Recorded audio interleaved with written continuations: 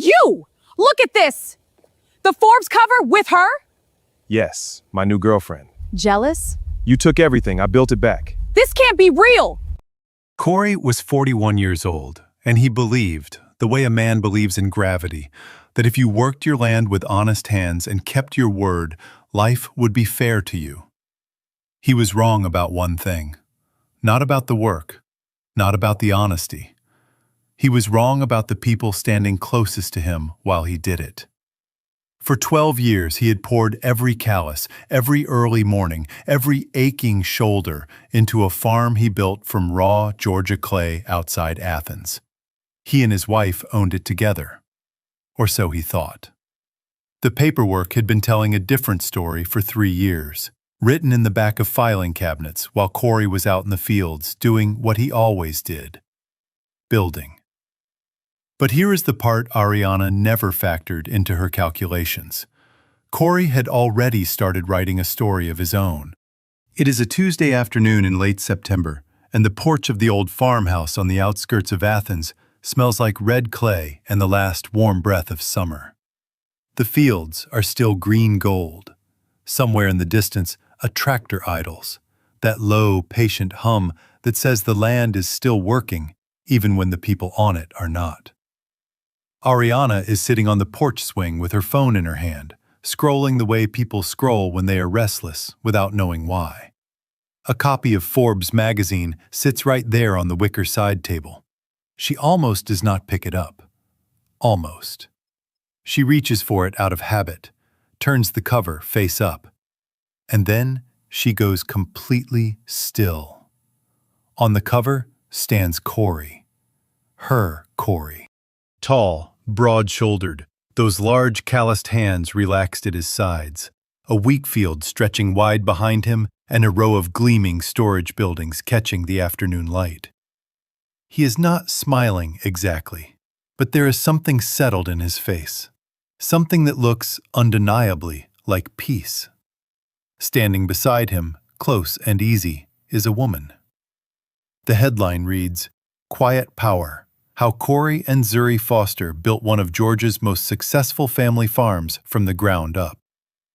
Ariana's phone slips from her other hand and hits the porch floor. The screen stays lit. She does not reach for it. She knows that face. She has seen it before. In a photograph tucked inside the farm's filing cabinet, behind the equipment receipts. A photo of Deshawn with a woman he had described as a professional contact from a land dispute case. Ariana had not asked questions at the time.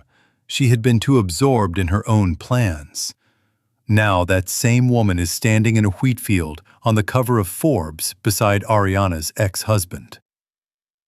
Ariana's hand finds the porch railing.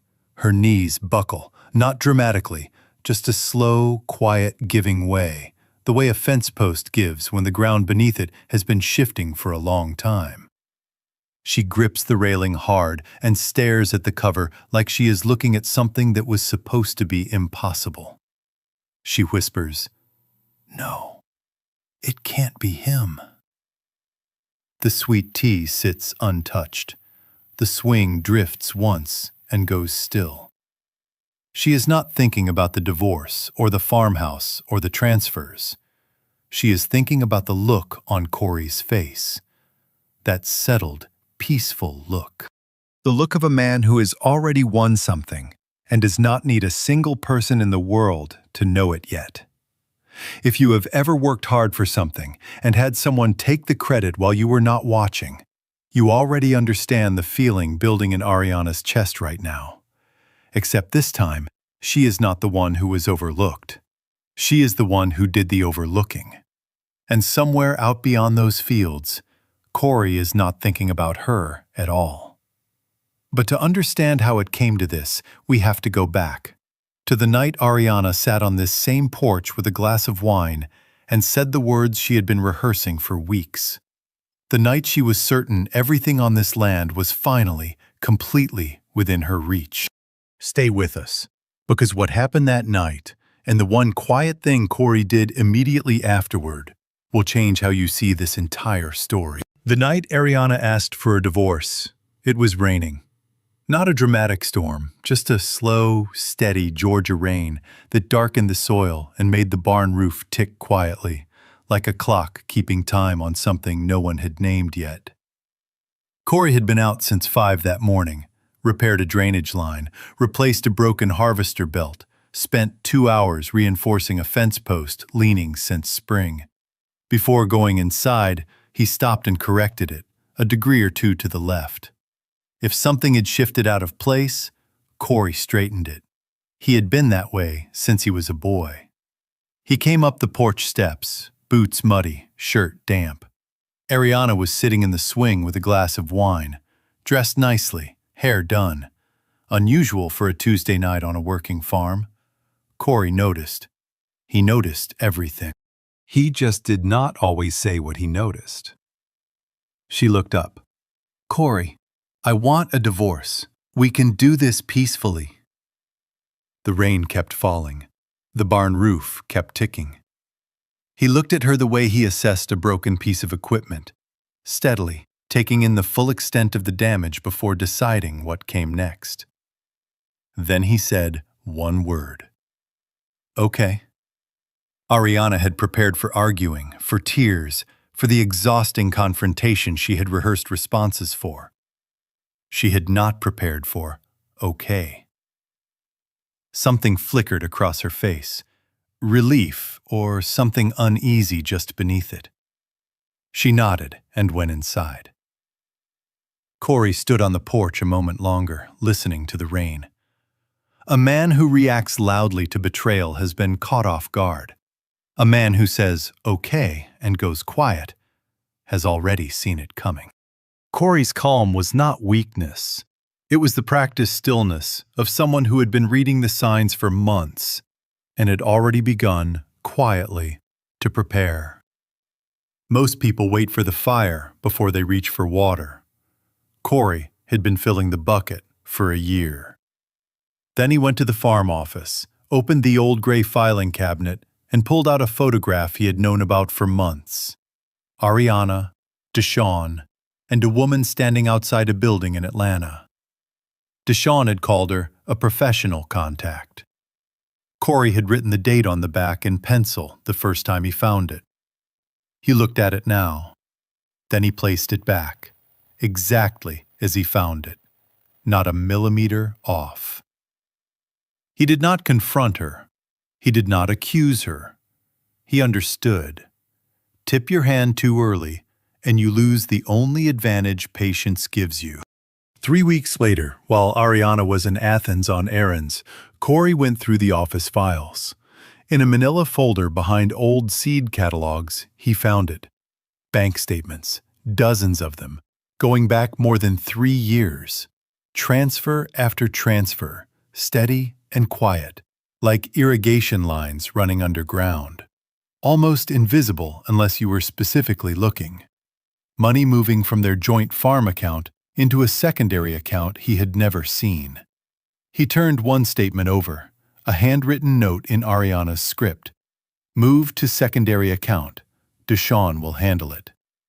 He sat with that note for a long time.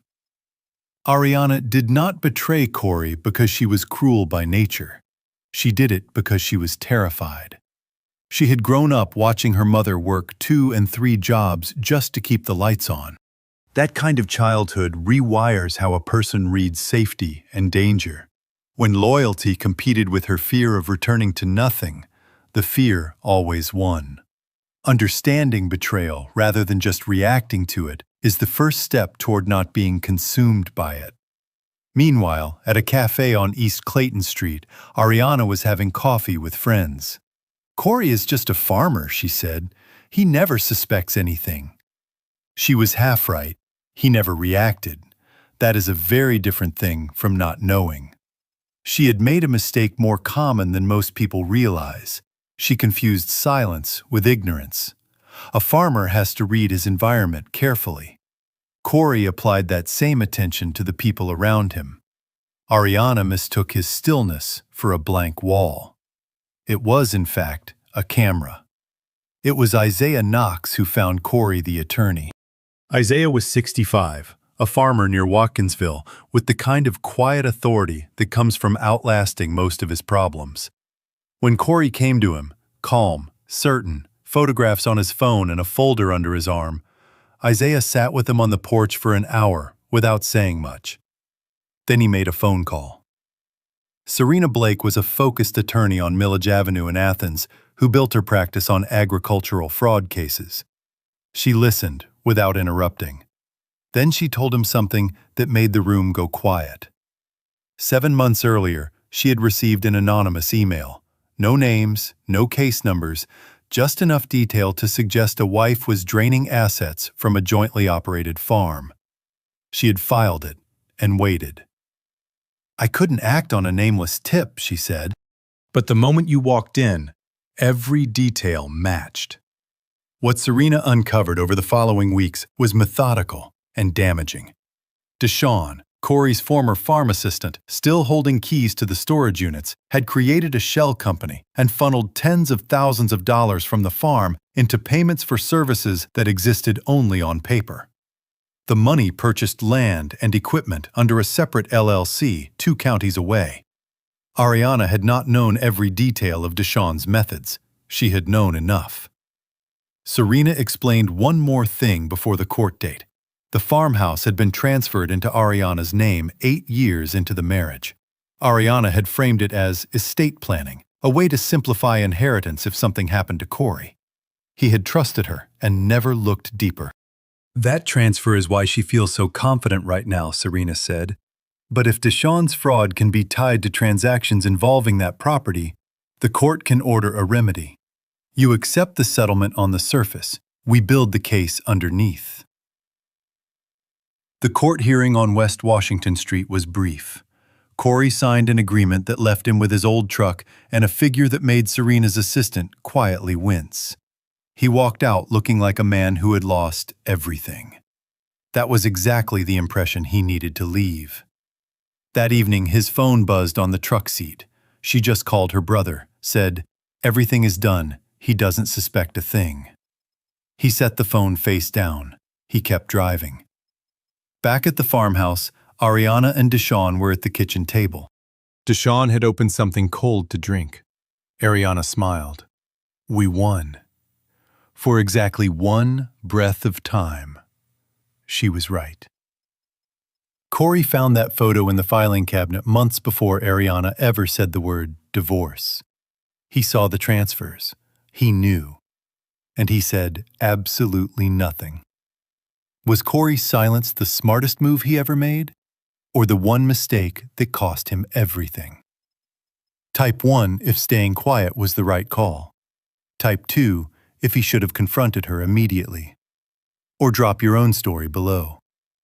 Stay with us, because the night Corey sat alone in a small cabin with nothing but a broken tractor and a quiet promise to himself is the exact moment this story turns. Corey moved into a cabin on a friend's property just outside Watkinsville. Small place. Wooden walls, a rusted screen door, a propane stove that took 2 tries every morning to light. The kind of place that makes a person feel either completely broken or strangely free, depending on what they bring in with them. Corey brought very little. Clothes, tools, his truck, and something Ariana had never once thought to account for: his patience. He was not sulking. Every morning he was up before first light, either out on Isaiah's property or sitting at the small table inside with a yellow legal pad, writing down numbers and plans in his careful, unhurried handwriting. The kind that does not rush because it already knows where it is going. At night, he repaired things. His neighbor had an old John Deere that had not run right in 2 seasons. Corey took it apart by lamplight, piece by piece, not forcing it, just understanding each component until the whole machine made sense again. One night, very late, he held a cracked hydraulic fitting up to the light and said quietly to no one, "Everything can be fixed if you know how." He was not talking about the tractor. When most people experience major betrayal, stripped of their home and financial security, they explode outward, collapse inward, or drift into numbness. What almost no one does is convert that raw pain into disciplined, forward-facing action. Psychologists call it constructive withdrawal, not suppressing the hurt, but channeling it into something that builds rather than destroys. It is extraordinarily difficult. It is exactly what Corey did every night in that gravel driveway. That winter, Corey showed up at the Athens Area Co-op for the quarterly growers meeting. He sat in his usual chair near the back and said little. At the break, an older farmer named Ronald came over and clapped him on the shoulder. "How are things, Corey?" "Building," Corey said.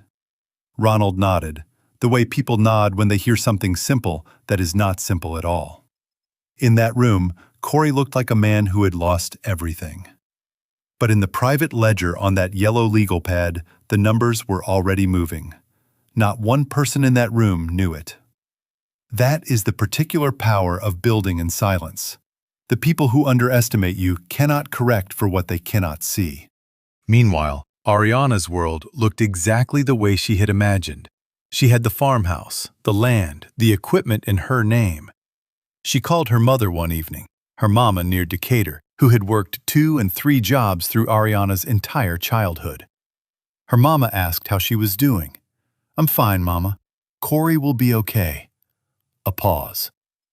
"I hope you're sure about what you've done, baby." "I'm sure," Ariana said. She was not sure, but choices built on fear do not hold still. They keep asking to be justified in the quiet hours when there is nothing left to distract you from them. 6 months after the divorce, Isaiah Knox asked Corey to lunch at a diner on West Broad Street. He set down his coffee cup and said it plainly. "I've had a partnership structured and ready for 6 months. I was waiting for the legal dust to settle. Your name can go in today, if you're ready." Corey went still. Isaiah laid it out. A major farm operation north of Oconee County. Good soil, excellent water access, solid investors. He had built the entire framework and left one seat open at the table. "Why me?" Corey asked. Isaiah looked at him. "Because I've been watching you farm for 20 years, and I've never once seen you do anything carelessly." A mentor does not give a speech. He acts. Isaiah treated Corey's potential as a settled fact before anyone asked him to. Psychologists call this reflected appraisal, the way we come to understand our own value through the eyes of someone we deeply respect.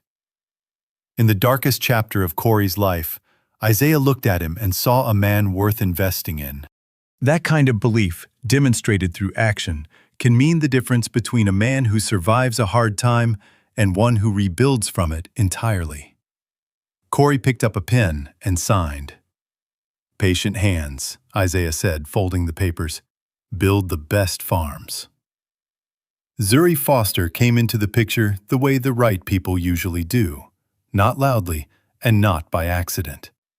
She was 34, a farm management and forensic specialist out of Atlanta, known for untangling complicated agricultural operations. Serena had recommended her when the fraud in the old farm accounts proved too layered for standard legal review alone. What Zuri found immediately was small but decisive. Deshawn had forwarded an old farm supply contract to a commercial partner, a contract predating his time as Corey's assistant by several years. It placed his fingerprints on documents he should never have possessed, tying his shell company directly to the farm's operating history. They worked through long evenings at the cabin table, documents spread between them, building the full picture. What neither of them said directly, not yet, was that Zuri had known of Corey long before any of this. She had followed his operation through the agricultural community, his crop rotation, the way other farmers spoke about him, not loudly, but with specific professional respect. She had mentioned to a colleague once that she had rarely seen anyone manage land with that combination of patience and skill. She had not approached him then. He was a married man. She had kept her distance and noticed from far off. One detail would matter later: the photograph of Zuri and Deshawn in Ariana's old filing cabinet. predated everything. Zuri had been consulting on an unrelated land case in the county. Deshawn had approached her firm separately. She had no knowledge of his family connection to Corey. The overlap was pure coincidence. And when Ariana eventually realized it, that coincidence deepened her unraveling far beyond anything Corey had planned. The farm north of Oconee County grew, quietly at first, root systems building underground before a single green blade showed above soil. Then a second expansion, a third. One morning, a writer from Forbes called Serena's office. Corey thought about it for 2 days. Then he said, yes. 2 years after the divorce, he and Zuri drove a new pickup truck down the gravel road toward the old farmhouse for a routine land assessment. Corey drove. Zuri sat beside him with a folder in her lap. He was not thinking about Ariana. He had not thought about Ariana in a long time. But Ariana was standing on the porch. What happened when she saw that truck is something you are not prepared for. And the worst blow of that afternoon did not come from Corey at all. The gravel crunched under the tires as Corey eased the truck to a stop near the old barn. The afternoon was still and warm. A red-tailed hawk turned slow circles over the back field. The oak tree beside the fence line, the one Corey had planted as a sapling the second year on this farm, was fully grown now, throwing a wide shadow across the driveway. He had not been back here since the divorce. He noticed the tree first, the way you notice something you put into the ground with your own hands. Ariana and Deshawn were on the porch. They had been going over paperwork on a small equipment sale to a buyer in Madison. An ordinary afternoon on a piece of land they believed was fully and permanently theirs. Ariana heard the truck before she saw it. She turned. She recognized the shape behind the wheel before she could make out his face. The invoice she had been holding fell from her fingers. It drifted to the porch boards without a sound. Corey stepped out of the driver's side. A crisp gray shirt she had never seen before.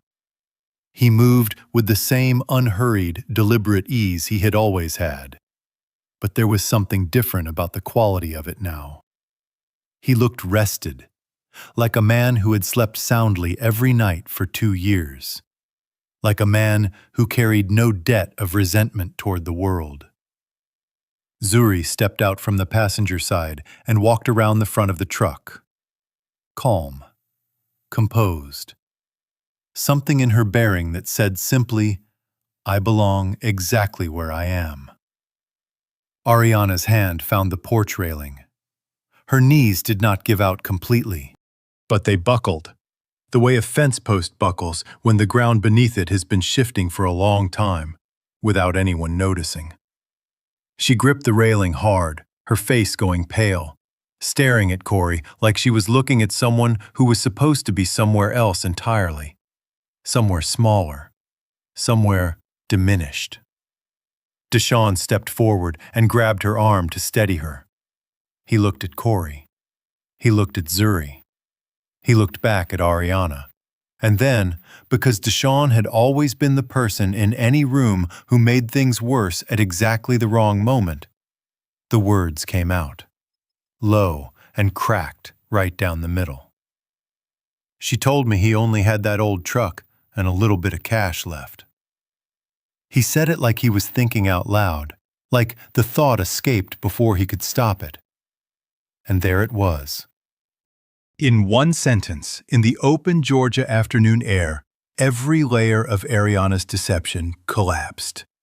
She had not just withheld the truth from the courts, she had deliberately misled her own brother about Corey's situation, understating him, managing Deshawn's confidence the same way she had managed everything else, with calculated misinformation. She had used Deshawn as a tool and had controlled what the tool believed. Deshawn stared at her. Ariana could not meet his eyes. What Ariana experienced in that moment has a name: schema collapse. For 2 years, she had built her entire sense of security on a single comforting story: that Corey was finished. that the man who had walked out of the courthouse with an old truck and a modest settlement was the end of the story. She had told herself that story so many times, so convincingly, that it had stopped feeling like a choice and started feeling like reality. When Corey stepped out of that truck, rested, accompanied by a woman who radiated professional competence and ease, carrying none of the defeat Ariana had assigned to him, that story collapsed all at once. This is why her reaction was physical, not merely emotional. It was not embarrassment. It was the sudden, disorienting collapse of the internal world she had carefully constructed to make herself feel safe. The only sounds were the wind moving through the field, the hawk somewhere overhead, and a mockingbird in the oak tree cycling through its full repertoire, completely indifferent to the gravity of what was happening on the porch below.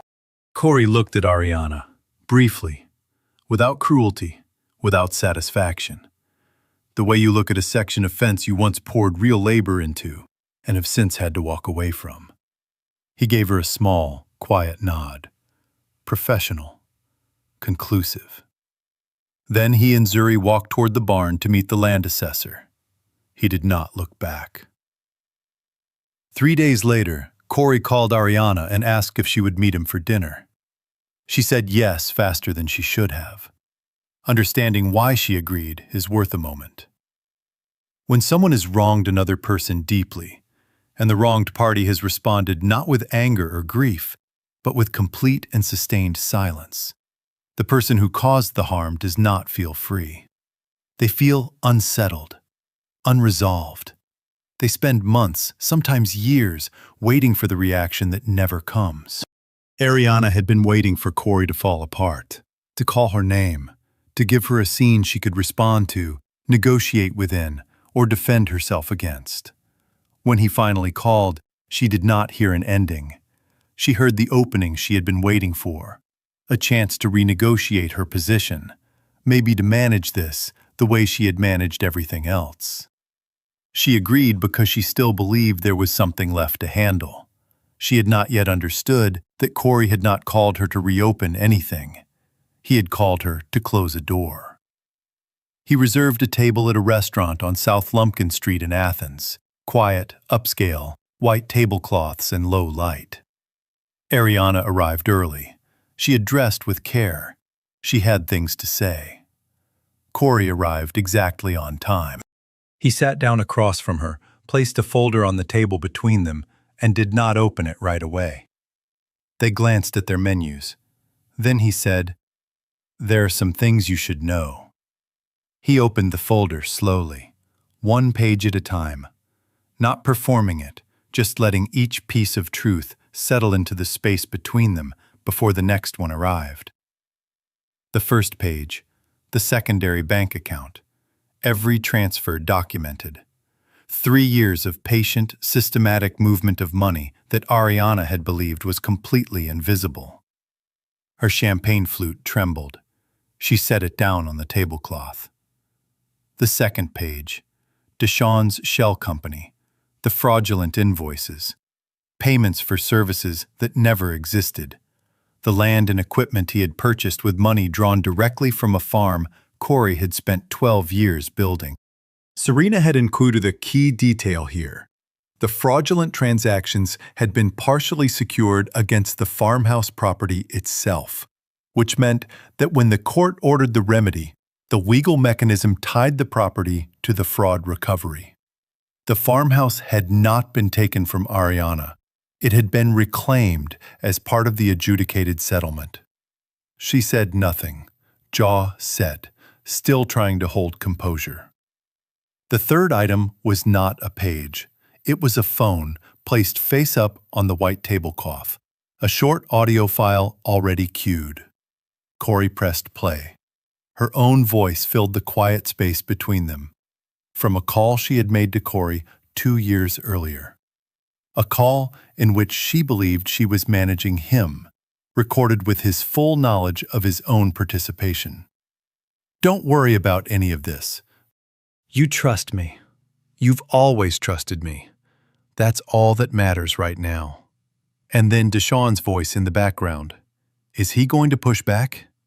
And her response, "He trusts me like a load-bearing wall. He won't."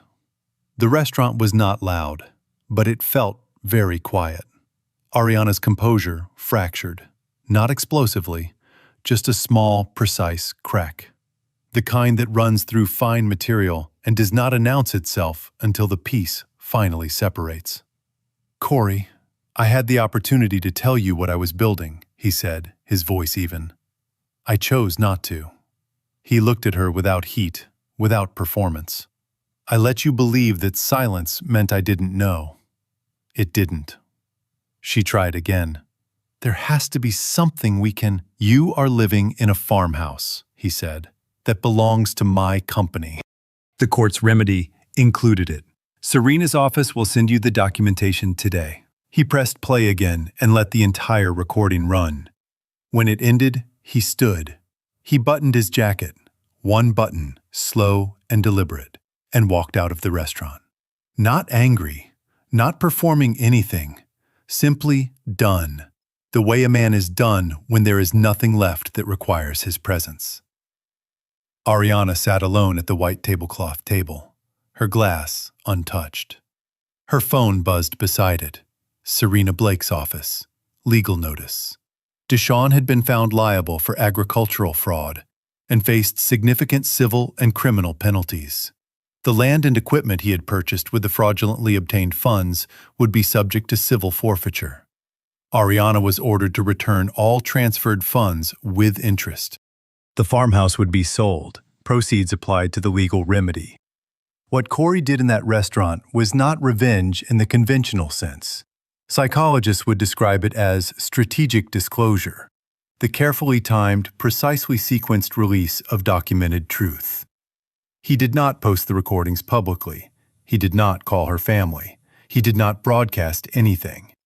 He waited until he was sitting across from her in a controlled, dignified setting, and he let the evidence speak with the full weight of 2 years of patience behind it. That restraint is the hardest kind of justice to deliver, because it demands that the person who was hurt remain composed long after the wound was made. But it is also the most complete, because it cannot be dismissed as emotional or retaliatory. It simply stands there, factual and undeniable, and asks nothing except that everyone present look at it clearly. Outside on South Lumpkin Street, the October evening air smelled like wood smoke and fallen leaves. That particular Georgia October smell that makes you feel as if the world is quietly, deliberately preparing for something new. Corey got in his truck and drove home.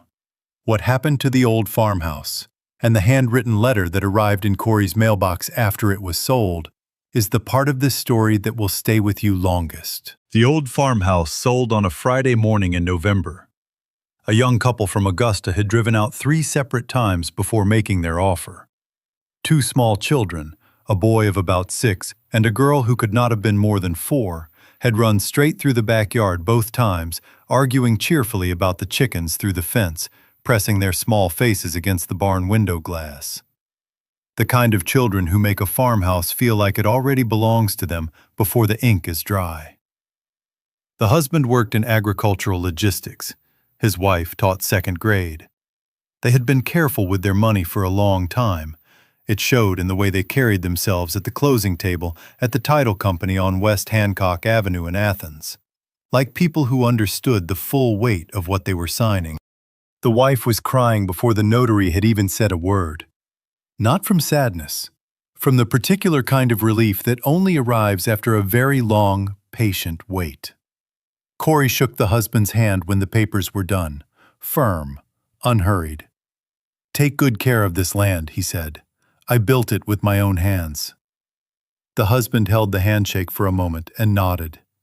He understood, without being told, exactly what that sentence was carrying.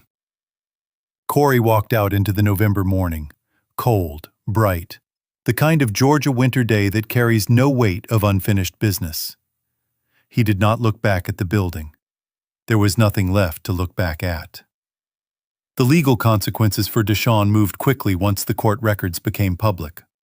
Word travels fast in agricultural circles. faster than most people outside those circles realize. Farmers have long memories and a collective, deeply held contempt for people who steal from land or from those who work it. Within weeks of the proceedings becoming a matter of public record, Deshawn had lost 2 business partnerships, had a commercial supply contract pulled without explanation, and found that calls to the county co-op went unreturned. The land and equipment he had purchased with fraudulently obtained funds were subject to civil forfeiture proceedings. By the following spring, he had lost most of what he had acquired and was back to hired work on someone else's property, the same position he had started from before he ever decided Corey's hard-built farm was something he was entitled to take. No drama, just a quiet, factual landing. Ariana moved back into her mother's house near Decatur. The woman who had worked so hard her entire life to put distance between herself and the poverty she grew up in, moved back into that same small house with her suitcases and her silence. There is a particular kind of grief that does not come from losing something that was taken from you. It comes from losing something you gave away yourself while chasing something that turned out not to be what you thought. Ariana would spend a long time sitting with that kind of grief, the kind that does not have a villain to blame. The letter arrived on a Wednesday. Corey found it in the mailbox at the end of the drive on his new property, a farm north of Oconee County, near the Appalachie River, with productive flat land and a stand of longleaf pines at the back that cut the wind in winter. He had been out on the tractor most of the morning. He came in with muddy boots and a cold thermos, pulled off his work gloves, and opened the mailbox. The envelope had a Decatur postmark, handwritten address. The return name was familiar, Ariana's mother. He stood at the mailbox and opened it. Inside was a single sheet of paper, folded carefully and tucked between its folds, an old photograph. The photo showed the family at the original farmhouse, taken in summer. Corey was in it, younger, his arm around Ariana. Her mother was squinting into the sun the way people do when the shot is taken at the wrong angle. Deshawn was off to one side, looking somewhere else. Corey set the photo on top of the mailbox and read the letter. It was brief. Her handwriting was deliberate, each word pressed firmly into the page, the way a person writes when they have been thinking about what to say for a very long time. She wrote that she had known something was wrong, that she had tried, quietly and in private, to say something to Ariana. She wrote that Ariana had told her plainly, without hesitation, that if she interfered, she would not be allowed to see her grandchild again. I stayed silent, she wrote. I stayed silent when I should not have. I am sorry for that. And then, at the bottom, in slightly smaller letters, you were always good to her, and to me. I never forgot that. There is a kind of pain that does not arrive loudly. It settles into the chest, into the quiet places behind the eyes. And there is a kind of healing that does not announce itself. It comes the way good rain comes, slow, steady, soaking deep into the ground before you realize how dry everything had become. Ariana's mother's letter was not an explanation, and it was not an absolution. It was something simpler, an honest word from an honest woman who had been trapped between the person she loved and the right thing to do. Corey, who understood that particular trap better than most, held the letter with something closer to compassion than to anger. He had always liked her mother.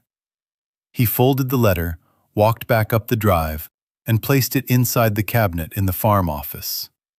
Not in the trash, not on display. Simply put away carefully. The way you put away something that mattered but does not need to be carried anymore. Then he pulled on his work gloves and walked out to the south fence line. A post had shifted in the last freeze, leaning a few degrees off true. He had noticed it that morning. He crouched beside it, took it in both hands, and worked it slowly and steadily back into place. When it stood upright and solid, he let go and looked at it for a moment. Everything can be fixed, he said quietly, if you know how. He meant it differently now than he had in the cabin. Back then, it had been a promise he was making to himself in the dark. Now, it was simply a fact he had proven. He walked back toward the house, and above him, the Georgia sky was going that deep, late-afternoon blue that makes you feel, for a moment, that the world is entirely in order. Stay with us for one last scene, because what Zuri says to Corey on the porch of his new farm is the part of this story that will stay with you after everything else fades. Winter softened into a Georgia spring the way it always does, grudgingly at first, and then one morning, all at once. The new farm north of Oconee County came alive. The south field was planted and coming in clean. The equipment barn was organized and maintained. The fence lines were all straight. There was a new porch on the farmhouse, wider than the old one, built with good, solid boards. It did not creak the way the old porch had. Corey privately thought that a proper porch ought to creak at least a little. Character, not a flaw. The Forbes issue had come out in the early spring. The photographer had driven down on a warm February afternoon when the wheat was just beginning to show green across the far field. The cover photo was taken with Corey and Zuri standing easy in front of the new storage buildings, the open sky behind them. Corey had looked at the finished cover once, set the magazine on the windowsill, and gone back to work. He did not spend time thinking about what it meant. He already knew. It was a warm April evening when Zuri came out to the porch with 2 glasses of sweet tea. Corey was already in the wide chair at the far end, looking out across the fields. The sun was going down behind the tree line, laying long gold light across the new wheat, touching the tops of the fence posts so they seemed to glow from the inside. A pair of barn swallows were debating something energetically near the equipment shed. Down the road, a neighbor's dog was barking at something, almost certainly a squirrel, and absolutely not a threat to anyone. Zuri handed him his glass and sat down beside him. She said nothing for a while. That was one of the things about her. She was entirely comfortable in silence. Most people are not. Most people feel compelled to fill silence with something, anything, to prove that the air between two people is not empty. Zuri understood that some of the most honest things pass between people in exactly the spaces between words. After a while, she said, "Can I tell you something?" He looked over at her. "I followed your work," she said, "long before any of this happened." She turned the glass slowly in her hands. "I used to hear people in the agricultural community talk about the operation you ran outside Athens, the way you managed your rotation, the way your storage was organized, your equipment maintenance records." A pause. "Other farmers don't speak about each other that way, as you know. But they spoke about you, with real respect, the kind you can't build by talking." She looked out at the fields. "I admired the precision of it, the patience. I didn't reach out because you were a married man, and I respected that line completely. I just kept my distance and noticed." Corey was quiet for a moment. Then he said, "I knew who you were before Serena called." Zuri turned to look at him. "Your name came up at the co-op about a year before everything fell apart. Someone mentioned a specialist who had helped untangle a complicated land dispute over in Oglethorpe County. Said she was thorough and she was fair." He looked at her. "Those are the 2 things I trust most in a person." Zuri smiled. Not a performed smile, not a polite one. Just a real one, small and genuine, the kind that starts in the eyes before it reaches anywhere else. He reached over and took her hand. "Here is what this story is, underneath everything. It is a story about a man who was told, in every practical and personal way, that he did not matter. That his patience was weakness. That his silence was ignorance. That what he had built was something easy to take. And it is a story about what happens when a man like that simply continues to be exactly who he is, with steady hands and a long memory, and a clear understanding that truth does not need help being loud.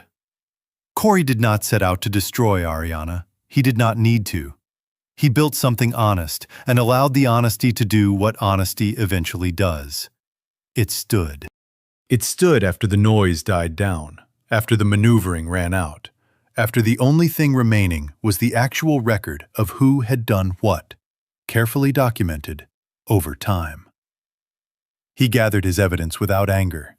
He expanded his land without announcement. He waited, the way a farmer waits, knowing that what you plant in the dark will eventually come up in the light. And the man who walked out of that courthouse with almost nothing rebuilt not just a farm, but a life. A real one. Built from the same materials as the first: patience, honest work, precise hands. But this time, without the weight of someone else's fear pressing down on every single decision he made. He had started long before anyone realized it. The swallows settled. The last of the sun disappeared behind the tree line. The fields turned that soft, deep green that Georgia fields take on in the final light of an April evening. One of the most quietly beautiful things in the world, if you happen to be standing in the right place to see it. This story reminds us of something most people never say out loud. The people who loved us quietly, who showed up every single day without a speech, without applause, without asking to be noticed. Those are the ones we understand too late. And when they are gone, the silence they leave behind is a very specific shape. It fits exactly the space they used to fill. If you were sitting alone tonight in a house that used to hold more noise than it does now, maybe you know exactly what that silence sounds like. Here is what Corey's story teaches, in practical and ordinary terms. Do not wait until something is completely gone before you look at it clearly.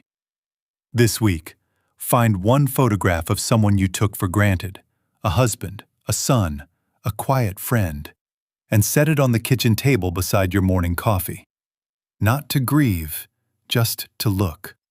Just to sit with who they actually were, separate from whatever story you told yourself about them at the time. Then, on a plain piece of paper, not a journal, just paper, write down one thing they did for you that you never thanked them for. One specific thing. Not, he was always there. Something real. Something with a date, a place, a smell you still remember. You do not have to show it to anyone. You do not have to resolve anything. Just name the thing. That is enough. That is where the quiet work of honesty begins. At a kitchen table, with coffee going cold, in the ordinary light of an ordinary morning. If this story meant something to you today, share it with someone who needs to hear it. These are authentic human stories, shaped by real pain and real dreams. AI helped with grammar, flow, and structure, but the heart, the moral weight, and the life-changing lessons belong entirely to the human creators and their audience. Production team: Story and Screenplay by Quinn Fung. Character Development and Visual Conceptualization by Chris Nguyen. Video Scripting and Scene Adaptation by David Nguyen. A passionate team dedicated to bringing this story to life.